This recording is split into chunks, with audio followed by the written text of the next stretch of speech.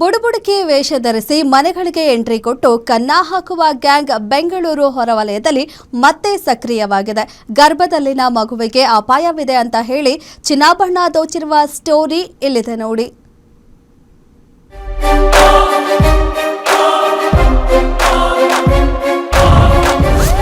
ಬುಡುಬುಡುಕೆ ವೇಷದಲ್ಲಿ ಮನೆಗೆ ಕನ್ನ ಹಾಕ್ತಾರೆ ಹುಷಾರ್. ಮನೆಯಲ್ಲಿ ಸಾವಾಗುತ್ತೆ ಎಂದು ದಂಪತಿಗೆ ನಂಬಿಸಿ ವಂಚನೆ.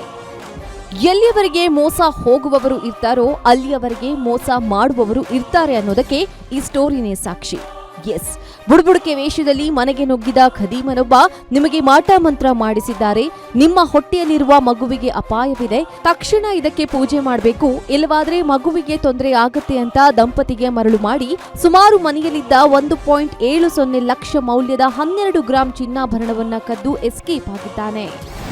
ನಮ್ಮ ಮನೇಲಿ ಒಂದಿಬ್ರು ಬುಡುಬುಡುಕೆ ಬಂದಿದ್ರು. ಅವ್ರು ಬಂದ್ಬಿಟ್ಟು ಅದು ನಿಮ್ಮ ಮನೇಲಿ ಅದಾಗುತ್ತೆ ಇದಾಗುತ್ತೆ ಅಂತ ಹೇಳಿದ್ದಾರೆ, ನಿಮ್ಮ ಮನೇಲಿ ಸಾವಾಗುತ್ತೆ ಅದು ಇದು ಅಂತ. ನಮಗೆ ಮುಂಚೆಲೆ ಏನಾಗಿದೆ ಅಂದರೆ ಅಬಾರ್ಷನ್ ಆಗಿದೆ, ಅದರಿಂದ ನಾವು ಈ ದಾಡಿನೂ ಕಳ್ಕೊತೀವೇನೋ ಎಂಬ ಭಯದಿಂದ ಬಂದ್ಬಿಟ್ಟು ಅದು ಇದು ಪೂಜೆ ಅಂತ ಹೇಳಿದ್ರು. ಪೂಜೆ ಅಂತ ಹೇಳ್ಬಿಟ್ಟು ಬಂಗಾರ ಹಾಕಿ ಪೂಜೆ ಮಾಡಿದರೆ ನಿಮಗೆ ಒಳ್ಳೇದಾಗುತ್ತೆ, ನಿಮಗೆ ಯಾರ್ದೋ ಇದು ದನಿಗೂ ಅಲ್ಲಿಗೂ ಎಲ್ಲದಕ್ಕೂ ಕೊಟ್ಟಿದ್ದಾರೆ, ಬಂಗಾರ ಕೊಟ್ಟಿದ್ದಾರೆ, ಎಲ್ಲ ಅಗ್ಸಿದ್ದಾರೆ, ಅದರಿಂದ ನಿಮ್ಮ ಮನೆ ಸರ್ವನಾಶ ಆಗುತ್ತೆ ಹಂಗೆ ಹಿಂಗೆ ಅಂತ ಹೇಳಿದರು. ಅದರಿಂದ ನಾವೇನು ಮಾಡಿದ್ವಿ, ಭಯಬಿದ್ಬಿಟ್ಟು ಈ ಸರಿ ಒಂದು ಪೂಜೆ ತಾನೇ ಮಾಡ್ಸೋಣ ಅಂತ ಹೇಳ್ಬಿಟ್ಟು ಪೂಜೆ ಮಾಡಿಸಿದ್ವಿ. ಪೂಜೆ ಮಾಡಿದ್ಮೇಲೆ ಬಂಗಾರ ಇದು ಮಾಡ್ರಿ ಅಂತ ಅಂದರು, ಬಂಗಾರ ಬೆಳ್ಳಿ ಮಾಡಿದ್ವಿ. ಪೂಜೆ ನಡೀತಿರುವಂತೆ ನಾಟಕವಾಡಿದ ಈ ಕಿಲಾಡಿ ವಂಚಕ ಒಂದು ಕುಡಿಕೆಯಲ್ಲಿ ಅಕ್ಕಿ ಜೊತೆಗೆ ದಂಪತಿ ನೀಡಿದ ಚಿನ್ನಾಭರಣವನ್ನ ಹಾಕಿದ್ದಾನೆ.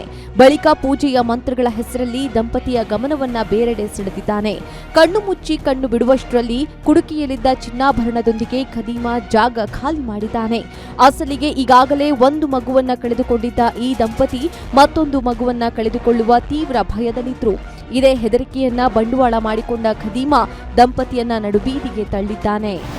ಸರಿ ಬಿಡು, ಇನ್ನೇನು ಪೂಜೆ ಮಾಡ್ತಾರಲ್ವ, ಪರಿಹಾರ ಬಗೆಹರಿತದಲ್ವ ಅಂತ ಹೇಳ್ಬಿಟ್ಟು ನಾವು ಇದು ಮಾಡಿದ್ವಿ.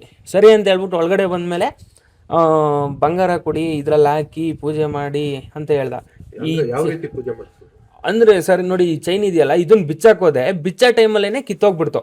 ಅದೇನು ಬೇಡ ಅಂತ ಹೇಳ್ದ, ಬಂಗಾರ ಏನಾದರೂ ಇದ್ರೆ ಕೊಡಿ, ಈ ಕುಡಿಕೆಯಲ್ಲಿ ಹಾಕಿದ್ರೆ ಕುಡಿಕೆನೂ ಅವನೇ ತಗೊಂಬಂದಿದ್ದ, ಕುಡಿಕೆಯಲ್ಲಿ ಹಾಕ್ಬಿಟ್ಟು ಪೂಜೆ ಮಾಡಿ ನಿಮ್ಮ ಮನೇಲಿ ಇಟ್ಕೊಳ್ಳಿ ಅಂತ ಹೇಳ್ದ.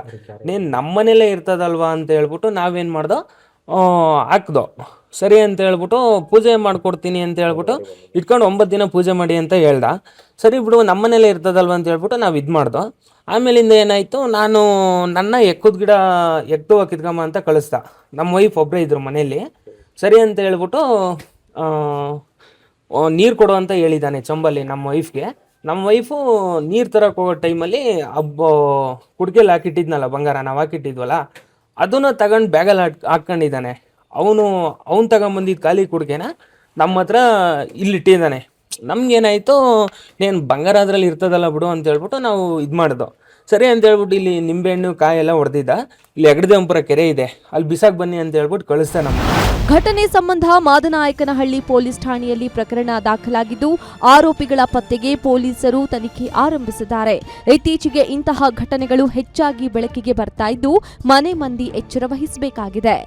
ಮೂರ್ತಿ ಬೀರಯ್ಯನಪಾಳ್ಯ, ಗ್ಯಾರಂಟಿ ನ್ಯೂಸ್, ನೆಲಮಂಗಲ.